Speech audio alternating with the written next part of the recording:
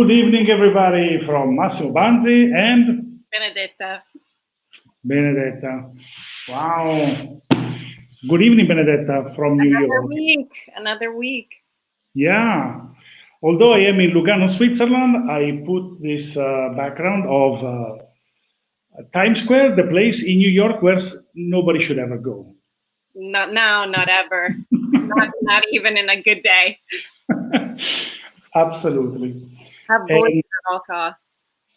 So how are you, Professor? You know, semester is winding down, but I have, my students are defending their thesis. So this is a very crucial week. And it's also Teacher Appreciation Week. So it's funny that these two things are happening around the same time. Teacher Appreciation Week. Yep. Wow. Yeah. No, we don't have that in Europe. Really? Well, I don't feel any more appreciated, to be honest, but, You could say I would appreciate the pay raise, but that's a different. That is definitely not happening. So I got an email from your cousins at ITP that they are having an end-of-year show. Are you having an end-of-year show? Yeah, IDM is also having a digital live end-of-the-year show. And all of my students who are thesis students are all going to showcase their projects as well. Some of them are physical computing projects with Arduino inside. Let's plug this show. When is it happening? It's happening next week. I will plug it into the comments.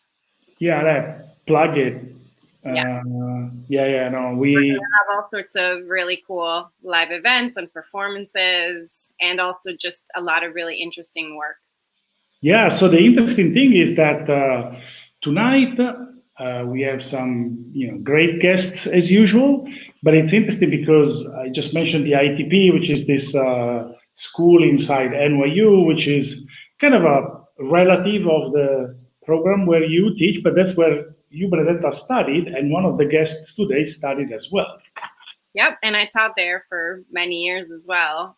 Yeah, it's really actually, I love the show, the fact that today I get to put a face to a name of somebody that I've been, exchanging emails for and reading about for years. And today we actually get to chat in person, or as close to as in person as we can.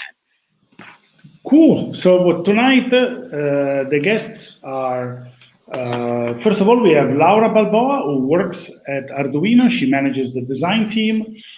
She also happens to be Mexican, and today is Cinco de Mayo, but that's not the reason why we invited her, because we wanted her to talk about the work that she does. It was for the mezcal. That's why you invited her.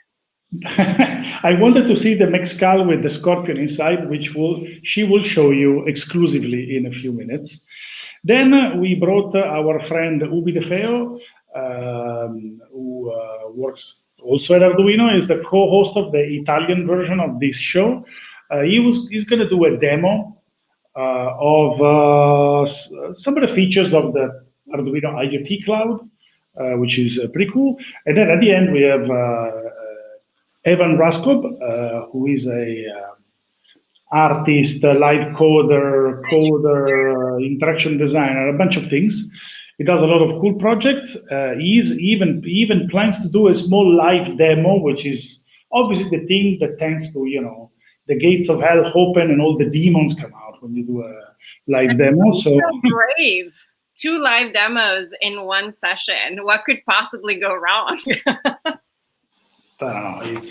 He's brave, so we will bring him up and talk to him. So the only thing I wanted to say very quickly to the people who are watching before we start with our guests is that one of the nice things that happened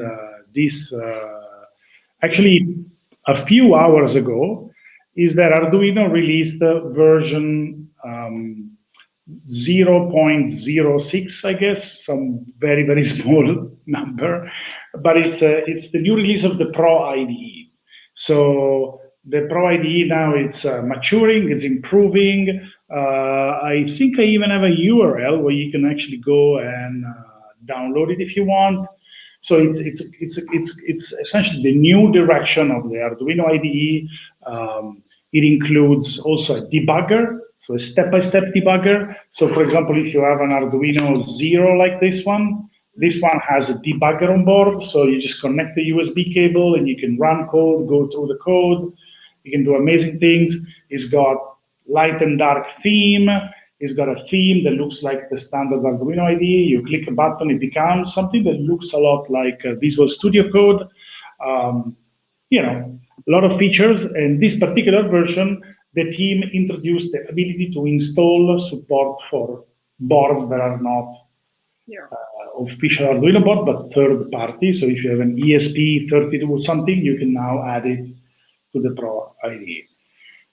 I'm not going to go into much detail because I rather talk to the guests, but it's important. Check it out. I think it's the team has done a fantastic job, and you should check it out. And how long does something like that take? Sorry? How long does something like that take? How long did that take? To do what? To develop? Develop, yeah, this version. Ooh. Yeah, well, actually, we actually contracted the company who wrote the framework, Theia, because, we are big supporters of open source. So if we can hire the developers to develop things, we support them. So it was a great collaboration. It's been now a few months of work.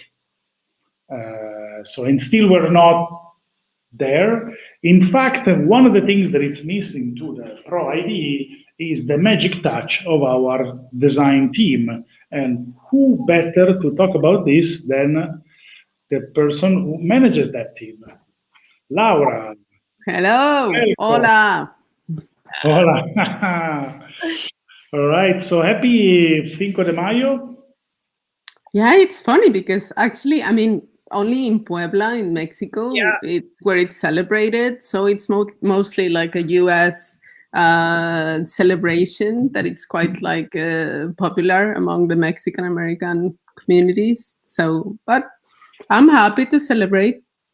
Why not? Americans will use any excuse to drink, so why not? Yes. And if you have mezcal as well, so exactly. Why not?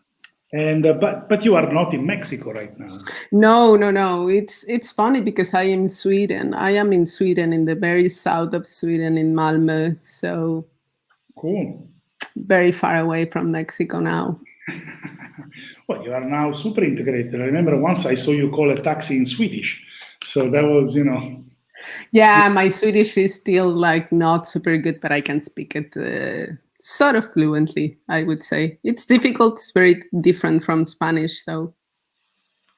Oh, anyway, it's good. So we invited you because we wanted to know a little bit more about you and who you are, what you do, and talk a little bit about the work that you do inside Arduino. We try to bring people who work in different parts of Arduino to this show, so that people outside understand that there's a ton of people, and they come from a lot of different places, and they have a lot of different skills, and the mixture of the skills is the magic that makes it. So thanks a lot.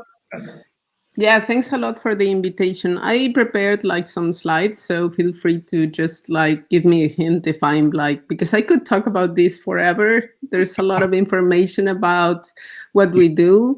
If you want to share the slides, so I'm gonna share my screen. Yep. So here. Wow. Good. So I'm gonna talk a little bit about. Can you see it? Because I cannot see. Okay.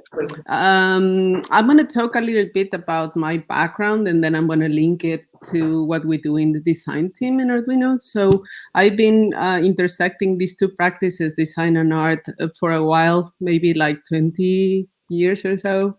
And then I have been always interested in technology somehow, especially from the art academy. I don't come from interaction design, so this is quite interesting. So, but I have been loving technology since as far as I remember, even when it doesn't seem to work or when it works differently.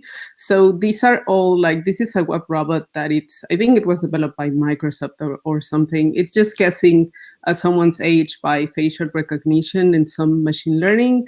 So the one on the right was me last week. So I was 21 last week. So basically what I did as well was that I did a lot of art direction and design as well because of my multimedia practice from the last year on the Art Academy. So I ended up working a lot with art direction for media festivals, let's say like these main ones nationally in Mexico that were like let's say the Ars Electronica of Mexico and all of these different institutions where I was working at. So I was very interested in video and live processing as well and improvisation. So I surrounded myself by sound artists, musicians, and other people that were using different tools. So, and this is one of the installations that I did just to talk about like the political power that implies sometimes the infrastructure of the internet and how this sometimes is related to climate change and also like different geographies that have that are not very benefit, that they don't get any benefit from these relations. So, and then this was another iteration that I did for the same project where I used an Arduino Nano. Actually, for me, it was really needed to have like something tiny so it could fit on the handle of this sort of magnifying glass, that it was a device where people could search about the research that I did for the project, that I hand drew on the walls with UV lights. So this magnifying glass had like ultraviolet LEDs, and I was just, this is the prototype of the installation and a little bit of pictures about it. So, but how did I get into Arduino? Actually, it was a long time ago. It was in 2007. It was the first Arduino workshop in Mexico ever. So all of these people, most of them are now like really internationally and recognized artists. So these were like the tools that were talked about at the time. So pure data processing, open frameworks, and so forth. So then I have to be honest, I was not using Arduino at the very first time that I ran into it. It was later on. But then I love the fact that actually Arduino comes from that background. So it was providing a solution for interaction design. I mean, who else can tell you more about that than Massimo? So, and I think it's a mutual relationship that it's very loving and nice. So I don't know, I guess you remember this very well. So also the logotype on the top right. So and then this was sort of like a leap to, I don't know, correct me if I'm wrong, but this is from 2011, I think, I don't remember. And this was 2010, but the details. 2010. And it was developed by Todo, and thanks to Giorgio Libero, who later on became like a design chief officer. And this whole experience and the whole identity of the company and of Arduino made more sense in a global way, and also in the way that the design of the hardware was done, and everything, all of the visual vocabulary that needed to form this identity, this new identity. So this is very like global on what like the design team at the moment cares about. So what I do is design operations and management. So I work with a very, very nice group of young, talented designers that are very sharp. And this is just a brief overview of what are our core values, let's say. So, for example, we have now a revamped version of all of the packaging that it's having like categories and also like the nutritional facts of the boards, so people can see what they are and what type of family they belong to. And I mean, we have a super huge digital ecosystem. So we also have our own webs. We have the IDEs, different tools, digital services, and several other things that need maintenance, revamping, updates, and so forth. And the company, just to go really briefly, goes into three sectors. Now, education, that's when I started to work for Arduino. I started in education. And we have been working quite a lot with democratizing, the access to technology, and also to try to teach people complex things that could be done like easily and have like that nice entry point for people of all ages to learn about Arduino. And then, I mean, the maker community that I guess a lot of viewers belong to. So we have several tools now. Very recently, the IoT Cloud, that it's very nicely done with a lot of new features that the team are like releasing and putting a lot of care. And then also the very new professional sector, where there was this whole development of really powerful high performance hardware as well. And I mean, you already mentioned the Pro ID. So, and you know, the identities of all of these sectors, it's quite a big and a lot of work that needs consistency and a lot of care. So, and we also do our own memes, so why not? And these are all of most of the languages that we speak in the design team. So yeah, I'm really lucky. It's very diverse. So as you can see, it's great to work with the design team. I love it. I learn every day. So nice. So, but how many? We can remove this for now. Okay. How many people are in the team you work with? At the moment, I mean, let's say that we are 12, like core people, and then we have like a sort of like a range of satellites that are like sometimes contractors doing things here and there, but we are 12 people. It's interesting because Arduino as a company is such a consumer of design that the 12 people seems always like an insanely small group of people, because you're always like, oh, we need more time from the designers to work on stuff.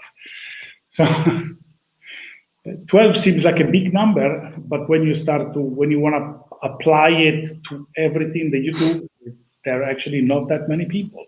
No, yeah. Also because everything that we have, or many things that we have in the ecosystem, are like living organisms that need, you know, maintenance, regular updates, and also contact with users and customers. So yeah, it's a lot of work.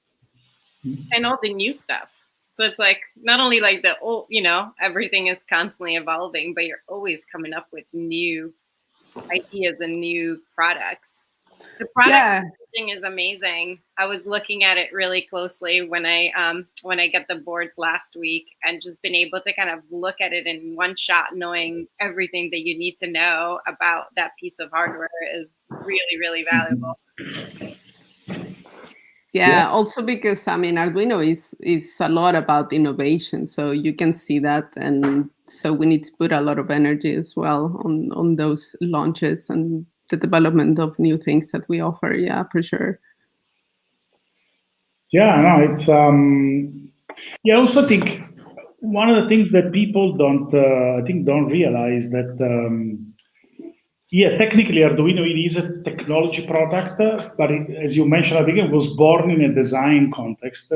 So a lot of the values that normally engineers have about the products were less important, and sometimes we are very fixated on things that sometimes engineers are not super interested in. And I think, I don't know, this role of design inside the technology company, it's a strange thing, I guess. I don't know if that was a question. It was just a reflection on the role of designers in the company. And so in a way, I mean, what are in a way the challenges that you see in a way in the work that you do? I think figuring out like the different users and customers that we have, because we also have people that use our software, for example. So having like a proper organization or distribution of the types of users that we have, it's fairly complex. Also because we want to offer things that are tailored for all of these particular users, and also so the experience that they have. I mean, it's not the same designing the experience of an educational product for a particular age range than doing this for the professional sector, for the industry, where we have different challenges. So I would say that focusing on these particular sectors is the most challenging thing, but we are always happy to do it because I think we like challenges a lot, the whole team, I would say. Yeah, actually, the team you work with actually has people from different parts of the world, because there are other teams that are much more like there's a bunch of Italians, for example. But in your team, tell us a few of the nationalities, because there are some interesting characters. Well, yeah, I think most of us speak like 2 or 3 languages. So 2 is the minimum, and then we go from like 2 to 5, 6 languages. So, yeah. And we have, for example, Tule from Turkey. We have Igor from Ukraine.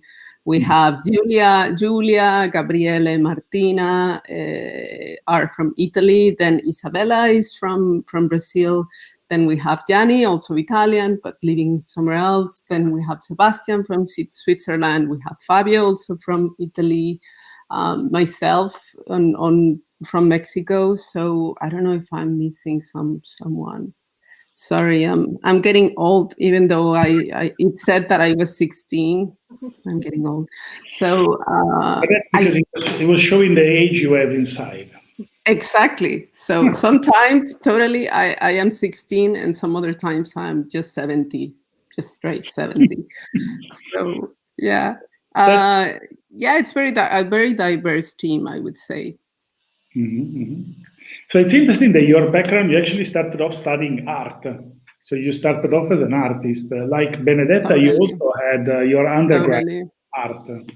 Yes, that was my previous life. And I also met Massimo in 2007. So when you mentioned 2007 introduction to Arduino, I feel like that's something else we have in common.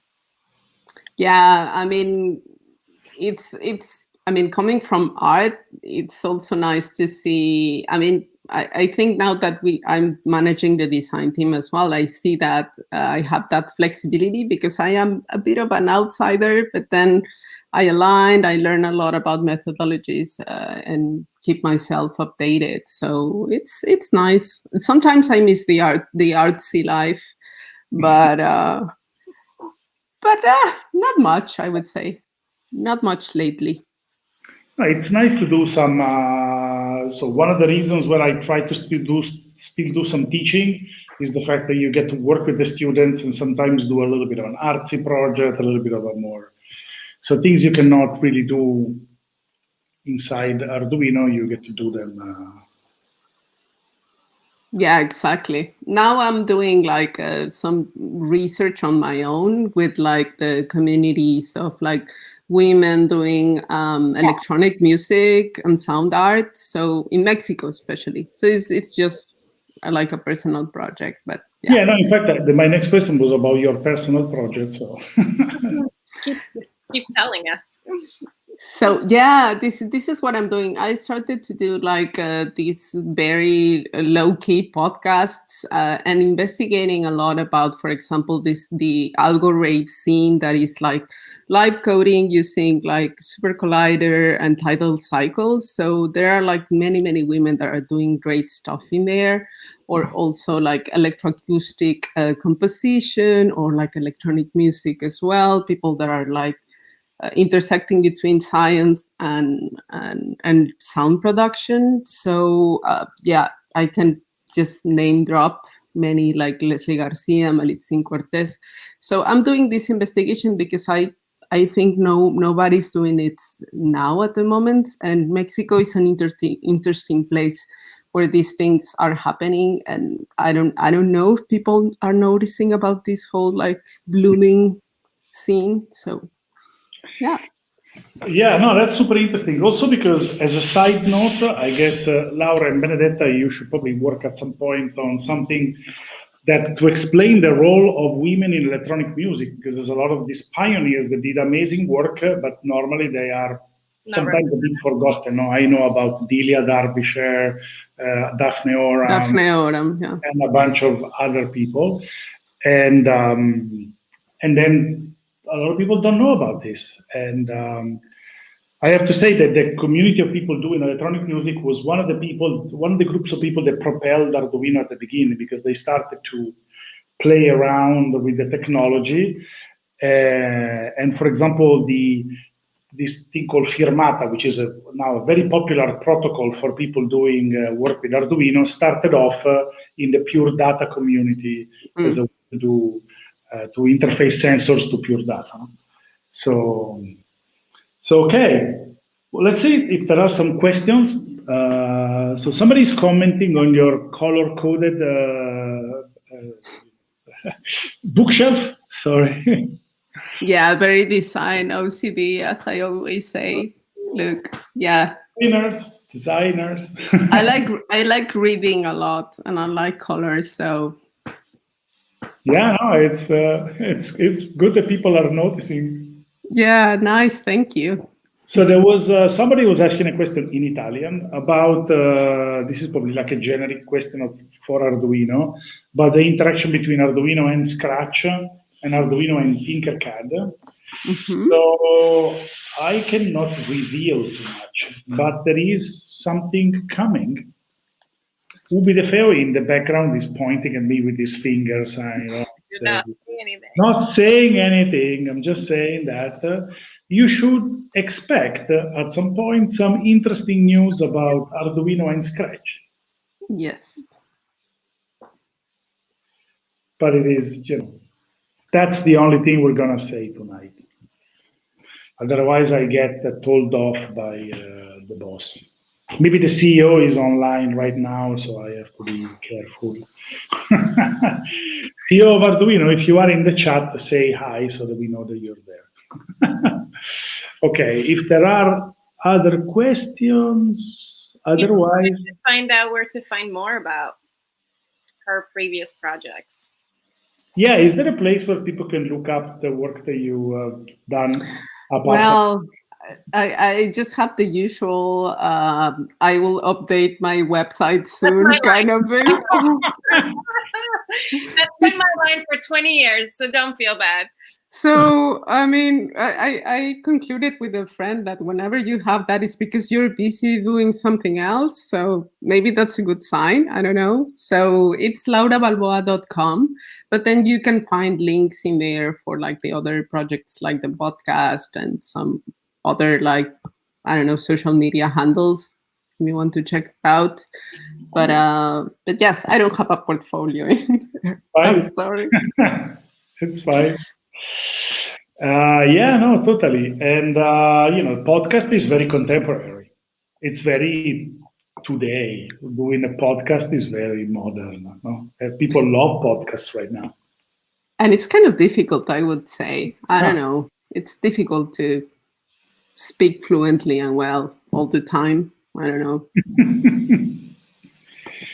Yeah, also the question is, for example, right now, although from my accent you can hear that I'm clearly Italian, it's easier for me to talk about my work in English. And when I do the Italian show, it's always like, how the hell do I say that? So, it's kind of do you do the podcast in Spanish or in? I do both. So yeah, I do both.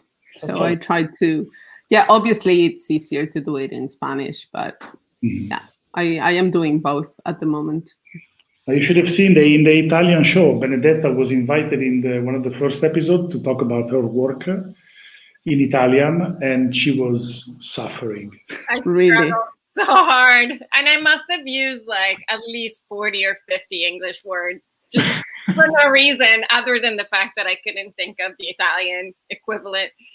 It's really when I talk to Massimo, it's like so painful because we'll be hanging out in Italian, but anything that has to do with electronics or work or physical computing or basically the past 15 years of my life, I cannot speak about it in Italian. I don't even know the terms, so it's a really interesting conversation. Right. So for now, thank you, Laura. This was great. I loved having you on the show. Please stay with us because now we have to bring in our friend Ubi for the demo. So fingers crossed. When you go back to the waiting room, cross your fingers. Maybe drink a little bit. At the end of the show, you have to show the mezcal with the scorpion. Yeah, for sure. Bring everybody back to say goodbye and to have a sip of something. Okay. So thank you for now, and I'll see you in a few minutes. Thank you. Bye-bye. All right. See, have you seen, Benny, the amazing people we have in Arduino? Yeah, you guys have an awesome team. And design has always been like a thing of yours. I mean, even the boards used to stand out from the very beginning, from the color and just the aesthetic. It was...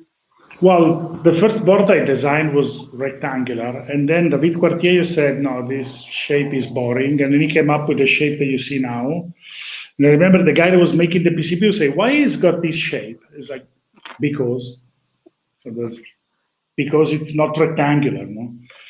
And so there was a lot of these things that I got super excited about when I saw it the very first time. It spoke to the Italian design that's inside of me. Boom. So let's bring in our friend Ubi, who is Polaroid Ubi. I'm sponsored, you know, like I can't find an Arduino shirt. It is so yeah, I know. Shirt. Actually, Benny, show that particular shirt. This one is really nice. Arduino lover, you know, and I can't get it. I tried to. I know you were jealous. You said they don't send me that one. No, actually, I tried, but there's no M available. You know, I think we're still stocking or something, and this is a special one as well. So one thing that actually I should mention before we move on is that actually if you're watching this show, there is a discount code that you can use. And the discount code is Mexico in honor of Mexico, Cinco de Mayo, Laura, and everything else. Mostly Laura, let's just say it. You know. Celebrate. Now, one of the nice things I have to say, and then I promise to shut up, is that, you know, it's nice that in Arduino we have great people, because we are 100 people, great people, but we have great women. So we have like 45 to 55% between women and men, and we have, I'm really proud of the great women we were able to convince to work with us, and you know, they're still working with us, so it means that it's a reasonably good experience. We must be doing something right, you know. I guess so. So that's the discount code. We will bring it up on the screen a few more times, and let me get rid of it for a second, because now, Ubi, tell us what you're going to be talking about. All right. First of all, I want to show everyone my pin. It's you know, like it's a terminal pin. You know, it's great. It was gifted. That means a nerd alert. Where's the nerd alert? It's amazing. You know, like I can't focus it unless I put my hands behind it. But yeah. You know, because you know, like I'm a terminal nerd in the sense that not that I work in a terminal, is that there's nothing, you know, to fix me. You know, I'm a terminal nerd. It's how I'm gonna stay. And I'm super proud of this thing because I, you know, as some people know, I work in the CLI team. And Massimo, you talked about the new advancements of it. I don't want to plug our product back, but you know, like I want to talk about my team. And we're doing some great work together on the CLI tools, so a command line interface. And the reason why we are able to advance with the Pro IDE is because we add new features to the CLI, because you know they talk to each other and they interact. So today we've done a lot of interesting work. So you know, this is for my team. All right, so I'm gonna be attempting this live demo of some of the products that we're working on. Yes. And everybody's against live demos, but I don't care because courageous. No, it's not about courage. It's about if it works, it works. If it doesn't work, remember that we always have that beta on top. Remember, there was a Google product that has been in beta forever. I just can't remember. Gmail was a beta for several years. Yeah. So anyway, we're not on several years yet. So what do I want to show? Well, first of all, I want to show I need to share my screen to do this. Let me see if I can show this one. Yes. Okay, so I'm gonna be working with our online editor, which is Create, and it's a huge part of our IoT cloud. So I'm gonna talk about the IoT cloud. So our thing. I'm gonna zoom this window a little bit. So we're gonna disappear for a second because I'm gonna zoom the window, but you can still hear us, and we can hear you. Cool. So we're going to be working with Create because it just works very well and it's very well connected to our IoT cloud. And we're going to talk about how we manage things, and then we're going to briefly go through the dashboards. And I also want to show you something else, which is the hardware that we have connected there. So this is in my Amsterdam studio, and when I was asked, "Can you tape a demo together?" Sure, I taped it to the glass and the door. And the reason why it's attached to the glass is because I'm running a shield, which is a GPS module, and it won't work inside, of course. So I had to put it against the glass, and it works beautifully. So I have this thing. I'm going to see if I can show myself and this. No, actually, I want to show the desk. Yeah. So as I was saying, that was the hardware. This is basically the services, and I have this thing called Lab Monitor, which takes a lot of properties from the sensors on the board. And on the board, essentially, I have an M shield, Maker M shield, an LED, a servo, which I forgot to program in. So that's doing nothing. There's a battery. It's recharging right now, but it works very well on battery. So my next step is to put this one on my motorbike and use the GPS to log some data. Basically, the Arduino is running. It's connected to IoT cloud, and I can control it. I want to show you how I control it like this. We have launched this new feature called dashboards not long ago, and we're working very actively on it. And right now we have a situation which I very much like. We have a lot of widgets that can connect to multiple properties, even if these properties are spread across multiple boards and multiple things. And this is something that I welcome very much. So basically, this dashboard is connected to this board, and when I will push this button, the green LED is basically the response of the board which is connected, right? So I basically ping it and it tells me something back. The M shield on top is measuring UVA, UVB, humidity, the lab temperature, the environment light, which has been very scattered over the past hour. But it's very nice because I can see that when I connected the board, there was a lot of light. It was the afternoon, and Amsterdam is up north, so during this time of the year, it's very bright. And then as the day went by, you can see that now it's darker. And essentially, this graph widget has been tracking and maintaining a data history. I also have a message, so I can tell something to my board, and I can even, if I lose GPS connection, for instance, I can restart the GPS connection by simply doing this. and I want to send a message to my board and see if it does something. So there's a red LED component here. Let's look at it. I want to see what it does. I'll open the pod bay doors. Oh, no, it's not going to open the pod bay doors. Okay. And the GPS module is basically telling you where I am. So if you want to come visit, I am here in Amsterdam. And what else do I have here? So this is a ping, as I said already. But what's really nice is that I'm posting data to the web. Oh, I want to show you something. When I push that this query button, the board is going to light up. So I'm going to show you. Is there a way that we can show me and the board? No, I want to show the screen. Oops.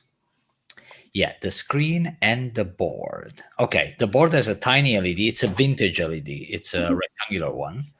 I go scavenge this kind of stuff all over the place. So when I push this button, you can see me pushing the button.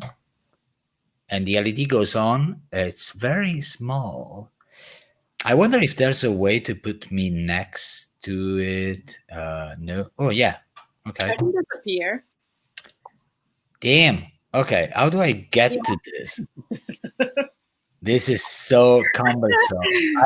I still want to see this. And okay, wait. No, I can't do this. This is a disaster. Okay, but when I push the button, you're going to be able to see the board LED lighting up. So the LED is on and the LED goes off. But what's the funniest thing about this is that we recently added a new functionality, right? And this new functionality has to do with using APIs to query the boards and the properties. So like everything that is in the cloud can be queried for data. So what we did together with my team, we put up this. So we created a small demo just to show what's going on. And this demo is comprised by a Python script that uses the APIs to access data. And I'm going to launch this Python script. And then I'm going to visualize these things because, remember I said I'm a terminal nerd. I'm going to use this beautiful utility, which we all love. Inside Arduino, we really absolutely love this one. It's called Sampler. And the configuration data for the dashboard is generated by this Python script that keeps accessing every second. It refreshes the data from the server. And basically what happens is that this dashboard is created in the terminal. So what I can do, I can send some messages to the board. I really hope they're still connected. Looks like. I'm going to try and send a message and see if it will you make it to the terminal. And let's see if, oops, I did something stupid here. Yeah, it made it to the terminal. So I think, let me check if I push this. I remember I added something there. Now there was a message here. But when I query the board, if you look at this, it's telling me that it's basically printing the location data. Of course, I mean, this is a sneak preview of what we're going to be publishing. We're going to be publishing the process, the scripts, documentation on the API and that kind of stuff. Because, in the end, I would really like if people did a lot of creative things with our IoT cloud. There's so much that can be done, especially if you think that you can have multiple boards scattered across the globe, and you can pick up environmental data, you can aggregate it and put it in, I don't know, you can make a sci-fi movie with a terminal and you show environmental data of all this kind of stuff. So I think it was enough of a demo. If you guys can join me back, nothing failed, by the way. I know, I'm impressed, very impressed. It was all of the negative energy that made it work, I think. Like we say, yeah. It's like, exactly. We had this. Okay, no, I'm really happy. Skepticism. Yeah, I'm really happy that I can show this because we're like me, Roberto, Umberto, and Luigi. We've been working on this, like in a super nerdy fashion on Zoom, connected for hours and coding our ways through it. And we really can't wait to show it because as I said, you can really do so much with this tool. You just have to script your way through it. We give you the tools. That's amazing. Thank you. And do you love Sampler? I absolutely love Sampler. Damn, it's so cute. It's very exciting. I can't wait to play with this. Okay, so I think I was also in time, and I don't know if there are some questions. So there was a question about how long this would last, say, on a battery, but the answer is depends on your code and the radio that you use. Yes, funny thing is that I had it running on a very small battery. I think it was 500 milliamp hours. And the GPS, as people who work with radio know, every time you establish a connection, there is a peak in current consumption. And basically, the battery lasted a few hours because the code is written very smartly. You really need to make sure that you keep the connection alive if it's needed, but then you can code your way through it. Something that I did a while back was to basically put the Arduino board to deep sleep with a library called RTC0. And every time you put it to deep sleep, you have like microamps of current through, and then the board wakes up after an hour, does what it needs to do, connects to Arduino Cloud. Once it's connected, you know that it's connected, and then you can do something else. So we did a lot of interesting coding in the Arduino IoT Cloud libraries. Nice. So you should check out the Arduino IoT Cloud at create.arduino.cc. Then there is a button that's shaped like a cloud. Click on it. Oh, this is the link to all the different devices that will be used in this demo. Wow, yes. Our producer is... No, I did this. I'm going to take credit for it. I did it. No, because you know why? Because, in the end, I realized that many times you talk about products and we don't really show people where to get them. And these ones are some of my favorite products. Can I say it, Massimo? I designed the AMP shield. So yeah. I'm super proud of it. It's something that it works. I'm super happy. And the Maker GPS shield, I can't believe how nice it is, and I'm so bummed that I have to point it outwards to make it work because I want to look at it, Anyway, I'm done with this. Sorry, guys. I took a lot of time and I really want to see the next one. Easy. Thank you, Ubi. That's great. So we will see you more frequently on this show, demoing different Arduino technologies.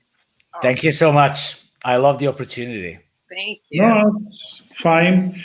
And, you do a good job. You've flashed a couple of nerd alerts at some point, but that's fine. It's part of the game. All right. Thank you. I'll see you at the end. So this was great. So, Benny, now we have another guest, which I will let you introduce and talk to. Absolutely. So, should we bring in the guest? Yeah. Boom. Oops, you removed him. Oh, I didn't. I think it was a double click. I didn't touch it. Oops, there's a technical problem. I think it momentarily disappeared from the connection. There we go. Hi, sorry about that. All sorts of things happen in this climate. Quality. Click the wrong button just at the right time. So welcome, Evan. Welcome to the show. Evan. Yeah, thank you. I will let Benedetta talk to you, and I will remove myself from the screen for a bit. Sure.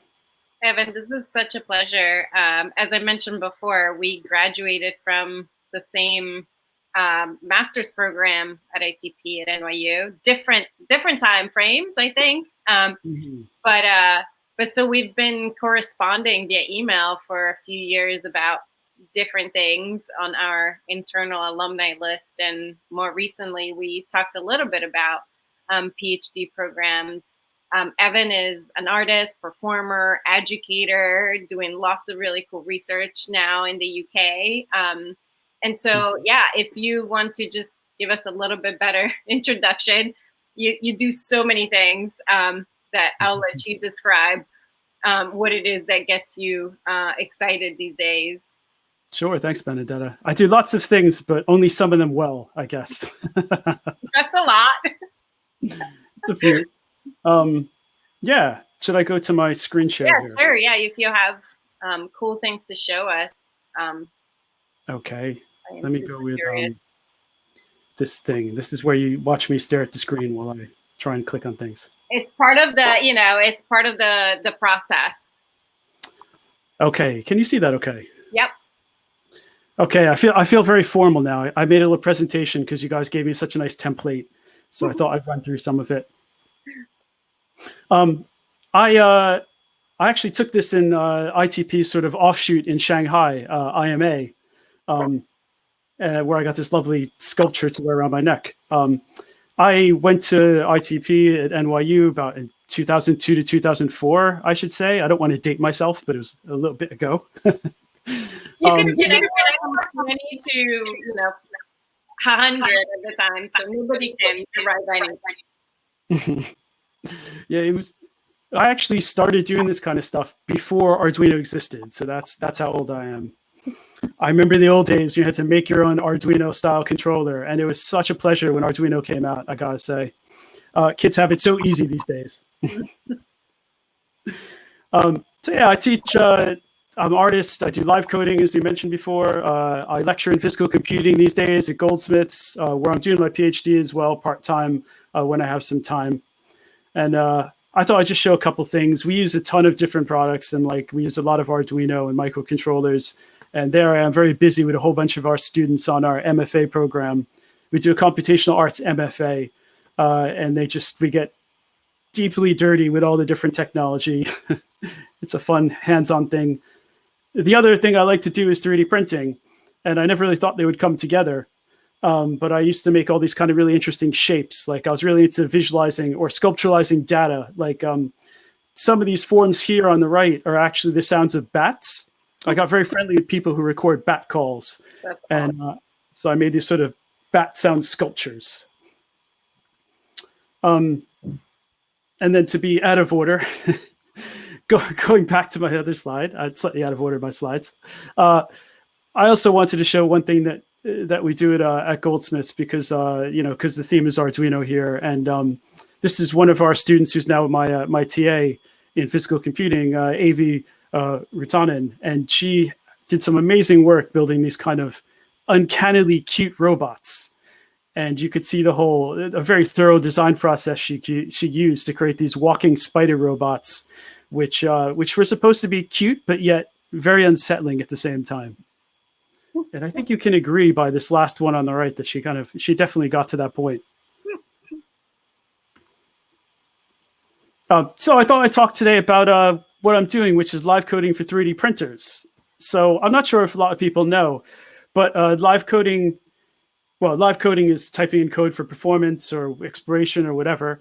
And 3D printers are actually built pretty much, the original ones are pretty much built on the Arduino platform. So I've got an Ultimaker 2 beside me, which I've rescued from various university parts at various universities. And it's actually built on a sort of modified Arduino mainboard. And it runs this open source software called Marlin. And there's a lot of things you can't do to 3D printer by just kind of running through the basic rendering software. But by communicating directly with it, you could do things like in this picture where I'm actually printing these little sort of air pyramids. I don't know if you can see this, but this is something that is incredibly hard to do with G-code if you're going to do it by hand, which is the code that powers these 3D printers that tells them what to do. And I don't think you could do it with modeling software, I'm pretty sure. So here's a couple experiments that I've done. You could see on the left, I've actually taken a bit of a generative algorithm called semi-generative. It's called a Hilbert curve. And I've layered a couple of Hilbert curves in different material on top of each other and printed them out. So it's really like live coding this algorithmic form and then turning it to a sculpture. And the middle, I'm just kind of playing around with different fills. And on the right, you can see I'm actually printing in the air. There's some really interesting papers on people who actually print in the air using 3D printers. And they're doing it on higher end printers that are modified. But I kind of thought you could do it with a cheap one if you just could control things exactly. So I performed this actually at a concert the other day. And I don't know if you could kind of see this. But I'm pretty sure you're not going to be able to hear this. But if you go onto one of my the links I have later, you can see. Oh, this is my demo. Sorry, it's gone straight to my quick start demo. Here we go, starting up live. So I thought I'd just kind of give you a quick demo of how it works. So first, this software runs in a web browser. It's open source. You can download it and just run it. It's experimental, but hopefully as of yesterday, I've packaged a new version. That's my first proper release, and it should work. And I'm sorry, this is very geeky. This is getting into incredibly geeky stuff. But instead of controlling a 3D printer, again, with modeling and some kind of visual means, which is what most sane people would want to do, you can type in code. So I typed in start there, and I ran it, and then it starts the printer up and turns the heater on and homes the axes into the top. And then I actually go through and I type in some movement commands. So I could tell it to move in an XY position. So back and forth and up and down.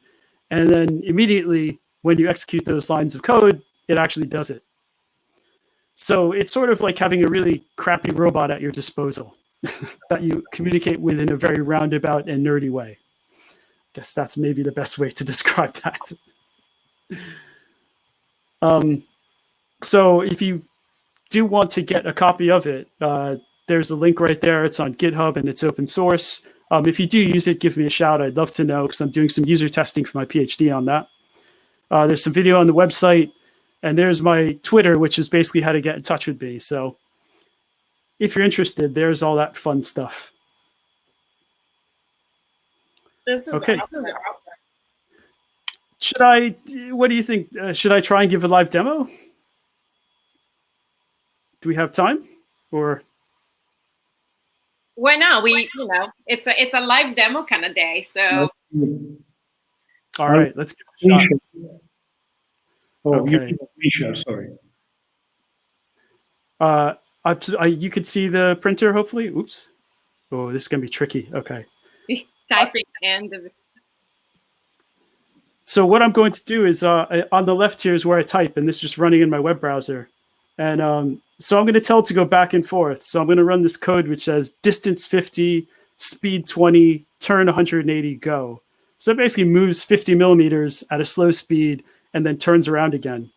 And if I run that and then show you, you can see, excitingly, it moves. And I run it again, and it should turn around the other direction.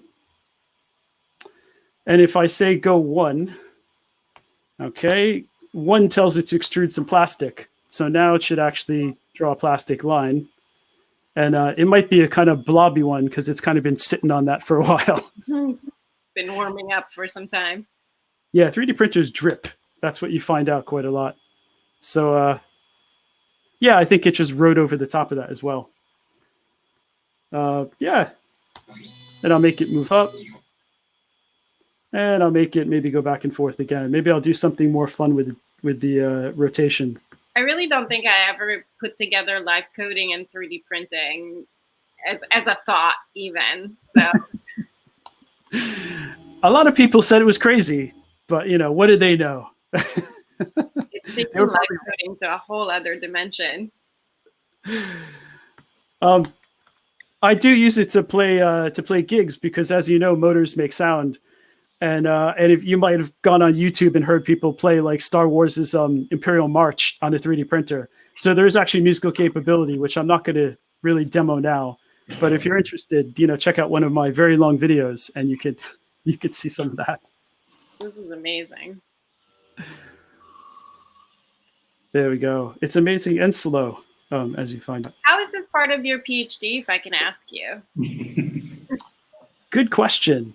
I'm going to stop sharing my screen for a second.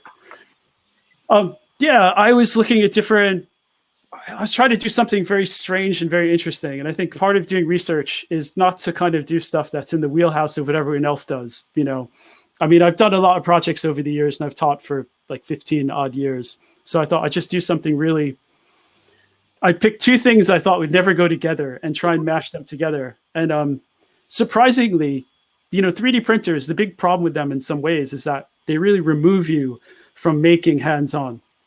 I think, again, the beauty of Arduino and why people, I think, like it a lot is that with the computer, you're typing. But with Arduino, you plug stuff in and you're actually hands-on with the circuitry and the design of it. And a 3D printer puts you at that remove. You have to do it through this modeling software. So I thought, why not just get straight down into it and see how close you could get to actually working with plastic besides actually moving it by yourself.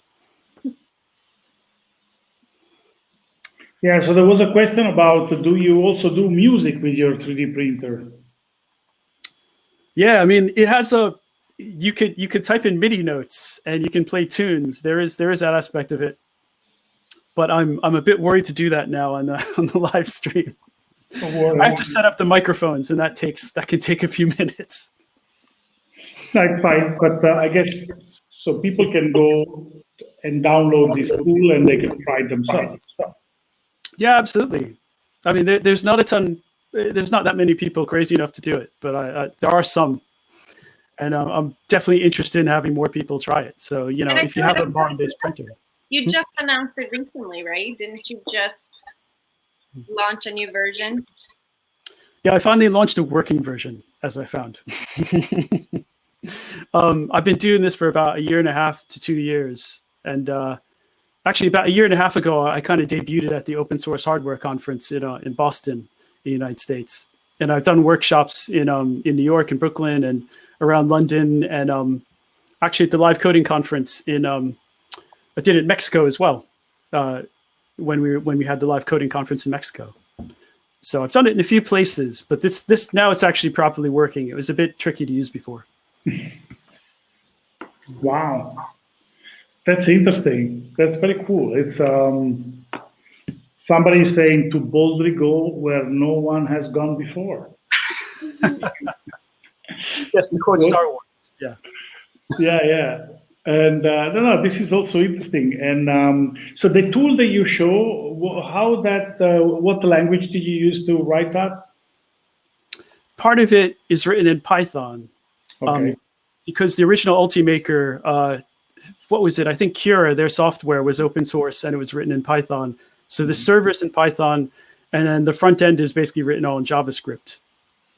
And it speaks back and forth. I mean, I could get very geeky about how it talks back and forth, but it does sort of standard web calls back and forth.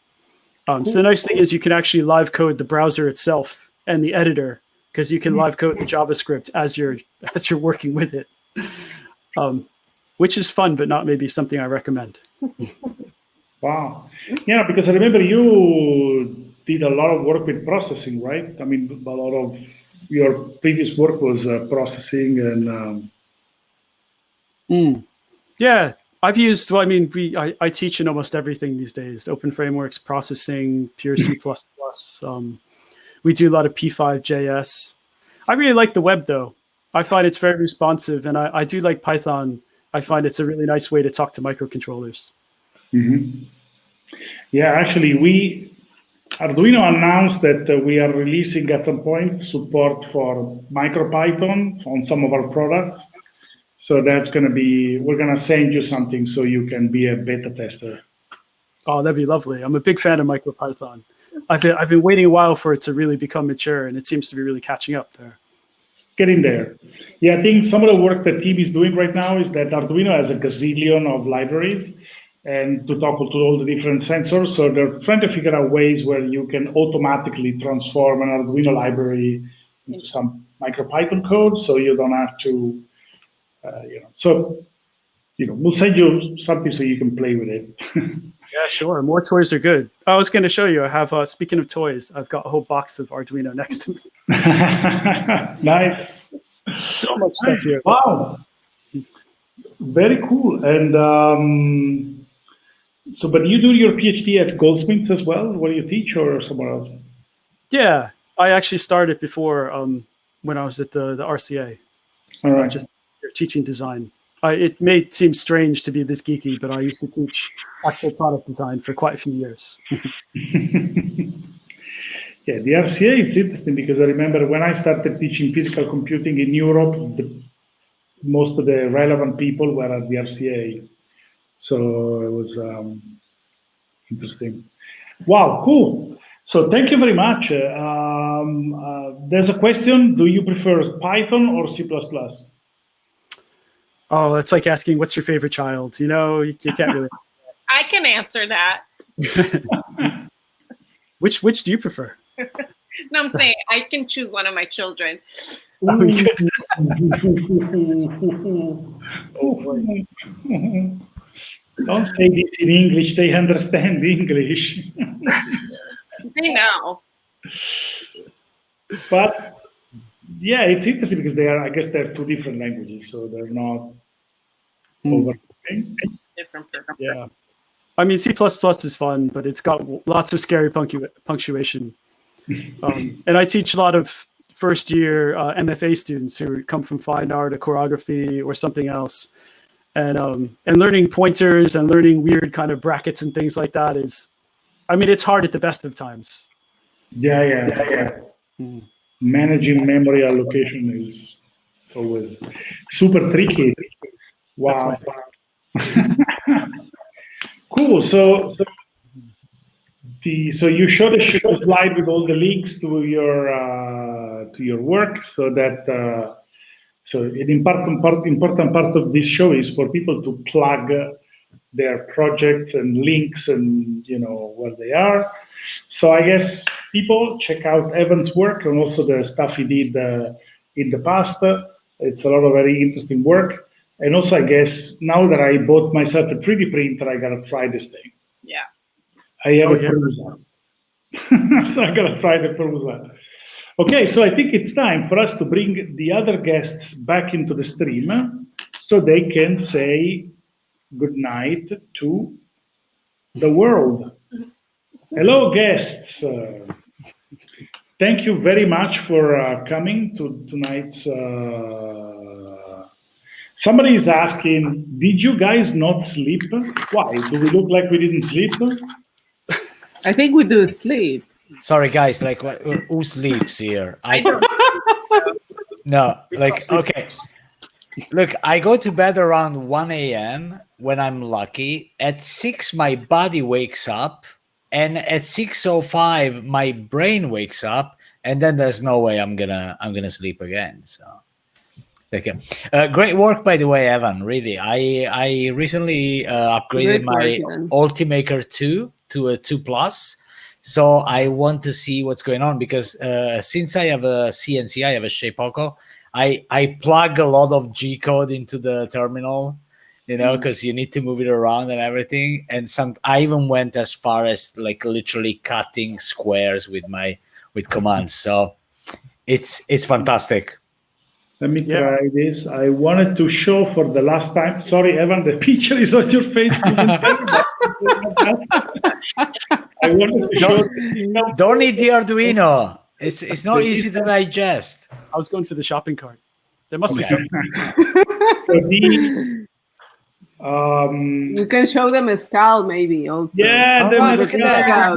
Wait look a at second. that. Keep it there. Boom.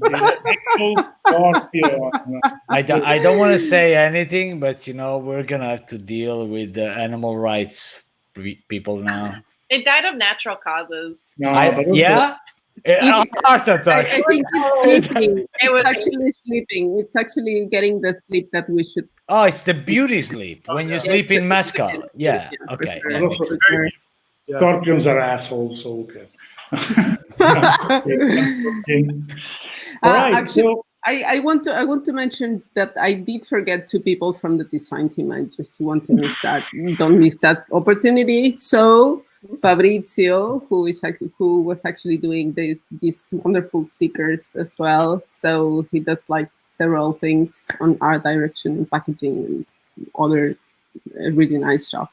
And Cameron, so also from Belgium. So. All right. Ooh, so now we got it. The whole family. Yeah. It's just they are young. I am the oldest one. So yeah, today I was 17. Tomorrow I will be 16. So. I am 17 per limb. So I'm like 17 multiplied by 4. Yes, exactly. So it's like, yeah. That doesn't sound right. Inside. I was born old. I'm like the Benjamin Button, you know, like I was born old, you know. Like You are the Benjamin push button. The Benjamin. Okay. I absolutely love this one. I just made a dad joke. And it's very interesting because I don't have children, but I still make dad jokes. It's fantastic. So, dear guests, thank you very much for coming. It was great to have you. It was good to talk to you. And, it's time for us to say good night to everybody. If any of you wants to say hi to somebody at home, Italians always, when they're on TV, they have to say, I want to say hi to my mom and my dad and my cousin. So if any of you, Laura, do you want to say hi to somebody at home? I don't know. I have many homes now. So I mean, only where your Wi-Fi. No, but actually, my stepdaughter, my kid, was actually on the chat, so that was pretty cute. I saw her. She was commenting. Bobby, she was there. Yeah. So that was pretty cute. Cool. And also Serena, a dear friend, was also in the chat too. So, hugs to Serena. Say hi to anybody. Actually, it's my brother and sister-in-law's anniversary today, so I'll say happy anniversary. Very awesome. Congratulations. Can I greet somebody? So okay, because I'm usually on the Italian one only that my friends they don't see. I want to just say hi to my friend Noel, aka Technology. He's like an incredible designer, maker of things, engineer and everything. And Charles, if he ever watches this one, and all my designer friends that were I have a lot of virtual friends. No, they're not virtual, they're real, but we only have virtual connections. So thank you so much. Cool. That's very nice. Benny, do you want to say hi to somebody at home? I do, actually. A friend of mine, Ryan, was on the chat also. And so I want to say hi to Ryan Bardsley, and maybe we'll have him on the show to show us the crazy robots that he makes. And I just want to plug again a couple of things. One is the IDM show. So my students' end of the year show will be live next Monday, and I'll send the link out. And to write to us with your projects and a chance of also getting a really lovely Arduino t-shirt. Yeah. Yeah, to participate to the show, send an email to bar@arduino.cc and propose a project you want to talk about. And then we will invite you on the show, and then we'll send you a t-shirt, which is an exclusive t-shirt only for the people who take part in it. I don't even have, just, let me remark. I don't have it either. No, because you are on the show. Now we will send you one. Now that you are on the show, you'll get one. I'm very excited. Ubi, you're not going to get one because you're drunk. I was actually hoping that he was talking to me. Evan, he was talking to you. I was talking to Laura. What do you mean? Seriously. Evan, can you see that in a year from now, we're going to have had, like 104x3 guests or something. And I'm going to be the only one without a shirt. It's going to be amazing. Massimo, actually, I'm going to make cloned shirts. The knockoff shirts. On this last and I'm gonna make sure that I use the wrong logo. You know, the one that Laura hates. Drake is not going to approve. So the wrong logo is cancer. Please don't use it. All right. Okay. Okay, guys. Thank you very much. Thank you. Thanks for the invitation. Yeah. Thank you, Ubi, and also obviously thank you, Benedetta. Thank you, guys. Let's say goodbye to the world. Goodbye, everybody. Thank you very much. Bye, everyone. Bye, Mom. Bye. And then